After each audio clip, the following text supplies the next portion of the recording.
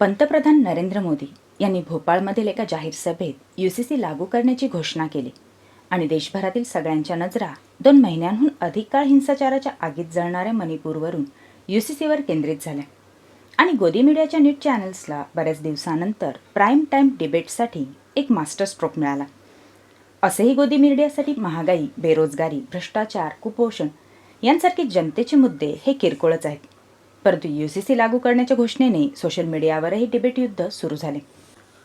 Ultimately याचा फायदा कोणत्या पक्षाला होतो हे तर आता सर्वांना कळून चुकले. 2014 मध्ये सत्तेत येताना BJPच्या 3 प्रमुख अजेंड्यांपैकी UCC हाही एक मुद्दा होता. उर्वरित 2 मुद्दे म्हणजे 370 हटवणे आणि राम मंदिर बनवणे या दोन्ही विनासायास पूर्ण झालेत. पण UCC लागू करणं हा एक तसा ज्वलंत मुद्दा असल्यामुळे त्यावर अद्यापपर्यंत फारशी चर्चा झाली नाही. मात्र आता 2024च्या लोकसभा निवडणुकांवरती लक्ष ठेवून पंतप्रधान मोदी यांनी आपल्या प्रचार भात्यातून खास ठेवणीतलं असं ब्रह्मास्त्र काढलं आहे. ते म्हणजे UCC, युनिफॉर्म सिव्हिल कोड. विशेष म्हणजे सरकारने जरी UCC लागू करण्याची घोषणा केली आहे, पण अजूनही UCCचा ड्राफ्ट जाहीर केलेला नाही. असं असलं तरी गल्लीपासून ते दिल्लीपर्यंत सर्व स्तरांमध्ये UCCवर मोठे डिबेट वॉर रंगले आहे.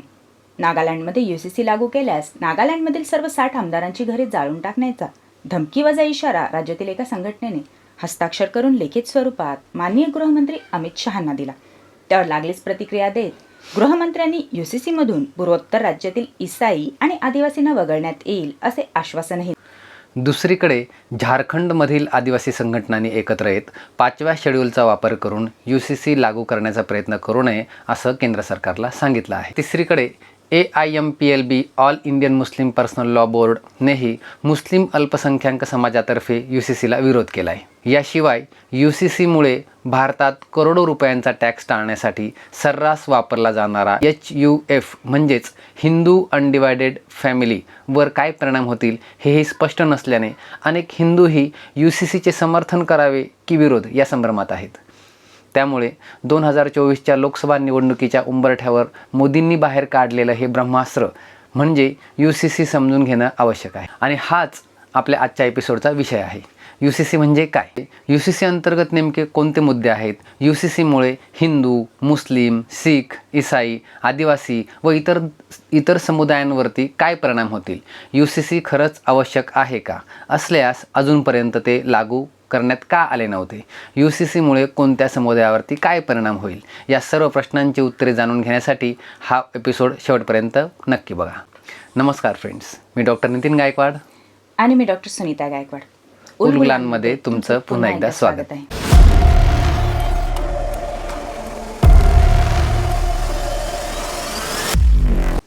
UCC म्हणजे युनिफॉर्म सिव्हिल कोड, ज्याला मराठीत समान नागरी संहिता असेही म्हटले जाते. UCC हा एक असा प्रस्ताव आहे की ज्याचा उद्देश देशभरातील विविध धर्मांच्या पर्सनल लॉजला म्हणजे वैयक्तिक कायद्यांना एक समान बनवणे हा आहे. थोडक्यात कोणत्याही प्रकारे धार्मिक, जातीय, लैंगिक भेदभाव न करता देशातील सर्व नागरिकांवर एक समान पर्सनल लॉ लागू करणे म्हणजे UCC. पर्सनल लॉ म्हणजे काय? सध्या भारतात हिंदू, बौद्ध, मुस्लिम, ईसाई, पारसी, जैन, शीख, आदिवासी असे निरनिराळ्या धर्मसमुदायांचे लोक एकत्रित राहतात. या समुदायांमध्ये विवाह, घटस्फोट, पुनर्विवाह, वारसा हक्क, दत्तक विधान या गोष्टींसाठी आपापल्या धार्मिक ग्रंथांमध्ये वर्णन केलेल्या रूढी परंपरांनुसार काही नियम बनवण्यात आले. त्यांनाच पर्सनल लॉज असं म्हणतात. त्यामुळे 2 विभिन्न समुदायांमध्ये विवाह, घटस्फोटादी पर्सनल लॉजमध्ये कमालीची भिन्नता आढळते. ब्रिटिश काळापासूनच अस्तित्वात असलेल्या हिंदू आणि मुस्लिम पर्सनल लॉजमध्ये काळानुसार वेळोवेळी काही बदलही करण्यात आलेत. भारतात आपराधिक कायदे सर्वांसाठी सारखेच आहेत. त्यामुळे प्रत्येक गुन्हेगाराला शिक्षा देताना केवळ त्याच्या गुन्ह्याचे स्वरूप बघितले जाते. गुन्हेगाराला दिली जाणारी शिक्षा ही कधीही त्याच्या जाती, धर्मावर किंवा लिंग आणि हुद्द्यावर अवलंबून नसते. मात्र विवाह, घटस्फोट, दत्तक विधान आणि वारसा हक्क अशा वैयक्तिक गोष्टींसाठी भारतात ब्रिटिश काळापासूनच पर्सनल लॉज लागू करण्यात आले आहेत. हे पर्सनल लॉ त्या समुदायांच्या धर्मग्रंथांमध्ये नमूद केलेल्या नियमांवरून किंवा पारंपरिक धार्मिक रूढींवरून बनवण्यात आले. त्यात वेळोवेळी काही किरकोळ बदलही करण्यात आले आहेत. जसे ईस्ट इंडिया कंपनीच्या शासन काळापासूनच साधारणतः 1772च्या ऑगस्ट महिन्यामध्ये अँग्लो हिंदू लॉ लागू करण्यात आले. मात्र यातील काही अटी महिलांच्या बाबतीत तीव्र भेदभाव करत असल्याचे आढळून आले. त्यामुळे सन 1864मध्ये अँग्लो हिंदू लॉमध्ये बालविवाह आणि उत्तराधिकारी संबंधित काही फेरबदल करण्याची शिफारस करण्यात आली. स्वातंत्र्यानंतर 1956 साली हिंदू कोड बिल पास करण्यात आले.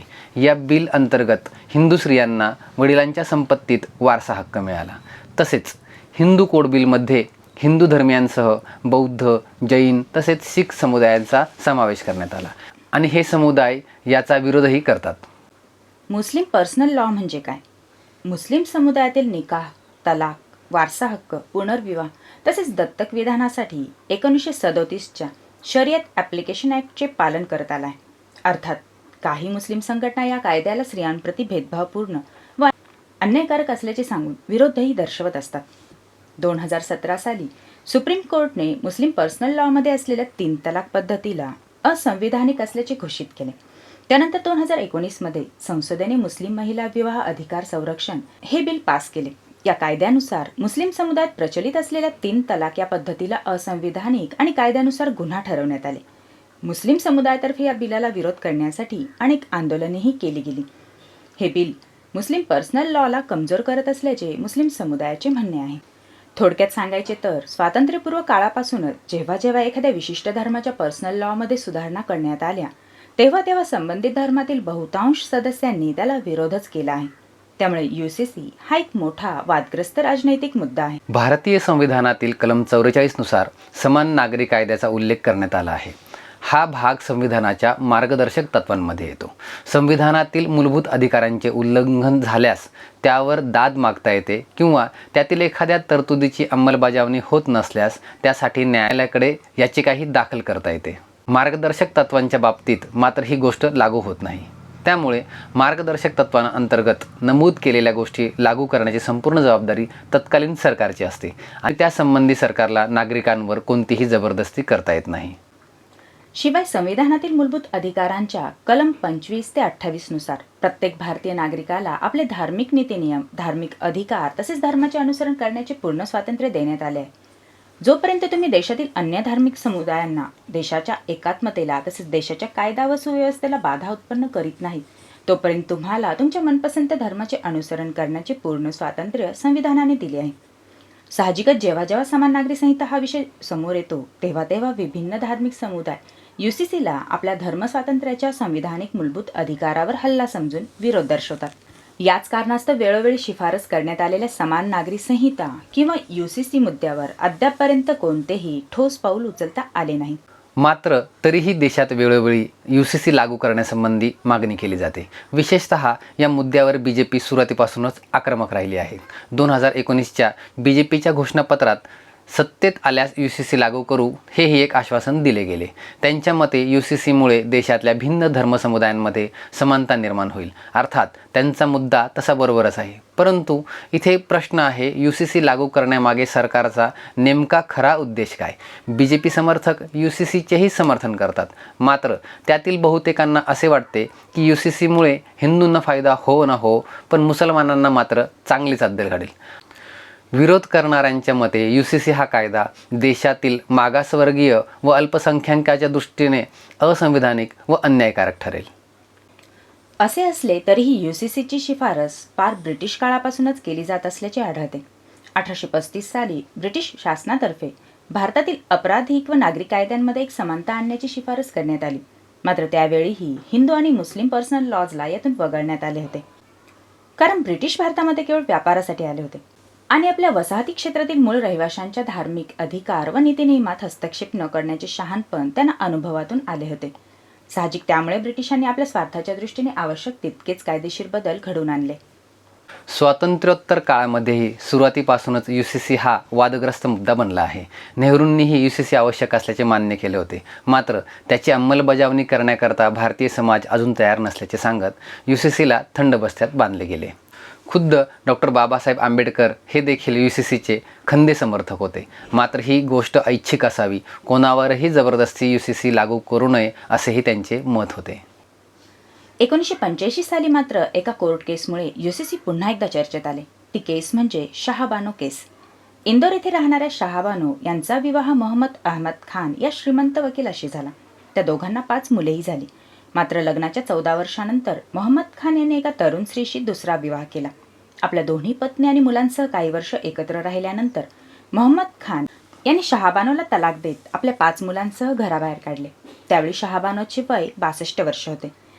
त्यानंतर काही दिवस मोहम्मद खान हे शहाबानोला अधूनमधून किरकोळ रक्कम देतही होते. मात्र कालांतराने तेही बंद झाले. त्यामुळे आपल्याकडे उपजीविकेचे कोणतेही साधन नसल्याने आपल्या व आपल्या मुलांच्या पालनपोषणासाठी पती मोहम्मद खान यांनी दरमहा ठराविक रक्कम द्यावी यासाठी शहाबानो यांनी न्यायालयात धाव घेतली. तब्बल 7 वर्षानंतर 23 एप्रिल 1985 रोजी सुप्रीम कोर्टाने CRPC कलम 125च्या आधारे शहाबानो यांच्या बाजूने निकाल देत मोहम्मद खान यांनी शहाबानोला दरमहा 179 रुपये 20 पैसे इतकी रक्कम पोटगी स्वरूपात देण्याचे आदेश दिले. या निकालानंतर अनेक मुस्लिम संघटनांनी आक्षेप घेतला. त्यांच्या मते हा निकाल मुस्लिम पर्सनल लॉ अधिकाराचे उल्लंघन करतो. मुस्लिम पर्सनल लॉनुसार 3 तलाकद्वारे अपरिवर्तनीय घटस्फोट दिल्यास केवळ इद्दत काळापर्यंतच पोटगी देण्याचा नियम आहे. अर्थात हा इद्दत काळ नेमका किती हे स्पष्ट नसले तरीही साधारणतः तलाकनंतर 3 महिन्याच्या कालावधीपर्यंत इद्दत मानला जातो. या काळानंतर पतीला पोटगी रक्कम देण्याचे बंधन नसते. तत्कालीन पंतप्रधान राजीव गांधींनी सुरुवातीला कोर्टाच्या या निकालाचे समर्थनही केले होते.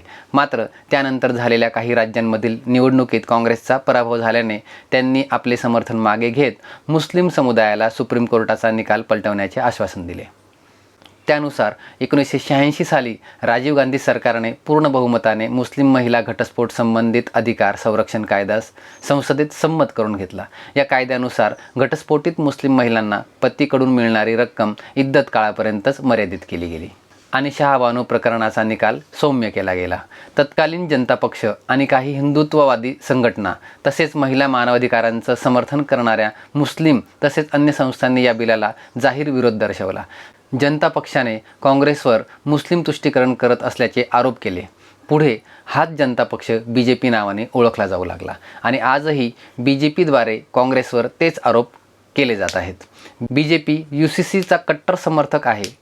आपल्या समर्थनामागे देशात सर्वधर्म समानता निर्माण व्हावी आणि हिंदू महिलांना मिळणारे अधिकार मुस्लिम महिलांनाही मिळावे हा उद्देश असल्याचे BJP सांगत आले आहे. मात्र प्रत्यक्षात हिंदू धर्मातील पारंपरिक वर्णव्यवस्था, हिंदू स्त्रिया आणि मागासवर्गीयांच्या बाबतीत हे किती भेदभावपूर्ण आहे हे सगळेच जाणतात. त्यामुळे BJPचे UCC समर्थन म्हणजे केवळ दिखावा असून त्याअंतर्गत मुस्लिम, अल्पसंख्याक तसेच आदिवासी समाजाला मिळणारे विशेष अधिकार नष्ट करण्याचे हे षडयंत्र आहे, असे आरोप काँग्रेससह अन्य विपक्षी दल तसेच मुस्लिम आणि आदिवासी संघटनांद्वारे केले जातात. त्यामुळे UCC लागू करणे बरोबर की चूक असा सवाल संभ्रम निर्माण करतो. गेल्या वर्षी हिमाचल प्रदेश आणि उत्तराखंडमधील BJP सरकारने आपल्या राज्यांमध्ये UCC लागू करण्याचे सुतोवाच दिले होते. त्याच वर्षी गुजरात सरकारने राज्यात UCC लागू करण्यासाठी 4 सदस्यीय समितीही नेमली होती. याच वर्षी मध्य प्रदेशमध्ये नुकत्याच झालेल्या भाषणादरम्यान पंतप्रधान मोदींनी पुन्हा एकदा UCC लागू करण्याची पुनर्घोषणा केली.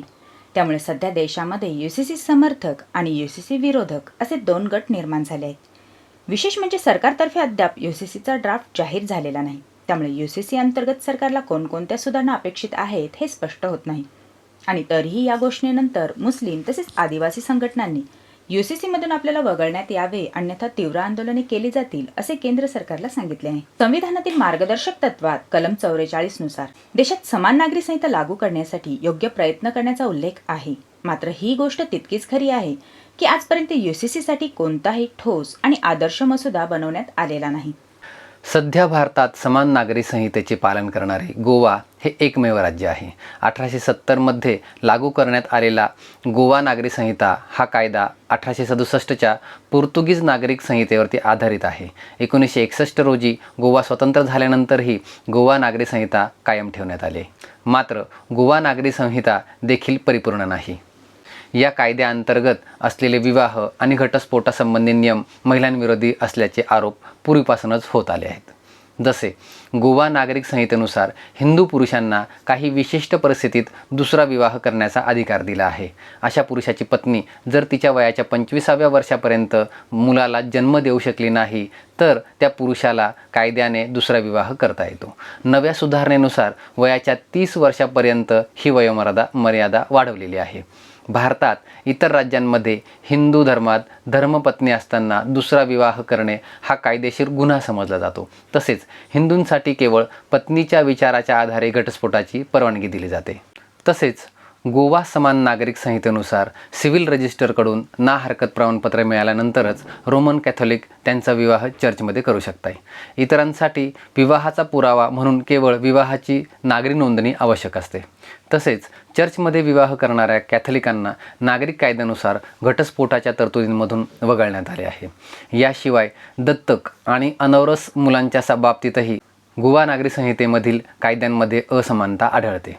यावरून लक्षात येते की UCC लागू करणे हे तितकेसे सोपे तर नाही, पण UCC लागू केल्यानंतरही त्यात अपेक्षित अशी संपूर्ण व निर्दोष नागरी समानता निर्माण होईलच असेही नाही.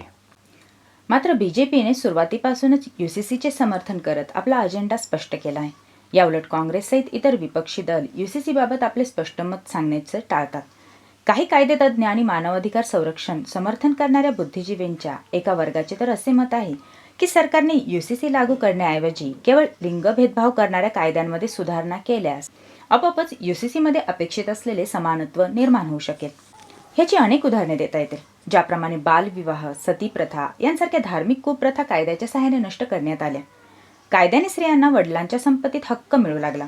अशा प्रकारच्या सुधारणा करणाऱ्या कायद्यांमुळे समाजात रुजलेली स्त्री पुरुष समानतेची मुळे दिवसेंदिवस अधिकाधिक भक्कम होत आहेत. अर्थात हा बदल धीमा असला तरीही अन्यायकारक नसल्याने सर्वसंमत आहे. त्यामुळे UCC मुद्द्यावरून देशांतर्गत शांतता भंग करण्यापेक्षा लिंग भेदभाव करणाऱ्या कायद्यांमध्ये सुधारणा करणे अधिक स्वागतार्ह आहे. मी स्वतः वैयक्तिकरित्या याच्याशी सहमत आहे. UCC बाबत तुमचे मत काय? UCC लागू व्हावे की नको आणि का? याबाबतची तुमची मते आम्हाला कमेंट करून नक्की कळवा. आजचा व्हिडिओ कसा वाटला तेही सांगा. व्हिडिओ आवडला तर लाईक करून आपल्या फ्रेंड्ससह शेअर करा. अँड ऑफकोर्स चॅनल नक्की सबस्क्राईब करा. सबस्क्रिप्शन पूर्णतः मोफत आहे, मात्र त्यामुळे आम्हाला आणखी असेच माहितीपर व्हिडिओ तुमच्यापर्यंत पोहोचवण्यासाठी प्रोत्साहन मिळते. सो फ्रेंड्स, लवकरच पुन्हा भेटू एका नव्या विषयासह पुढच्या व्हिडिओमध्ये. तोपर्यंत नमस्कार. जय भारत, जय संविधान.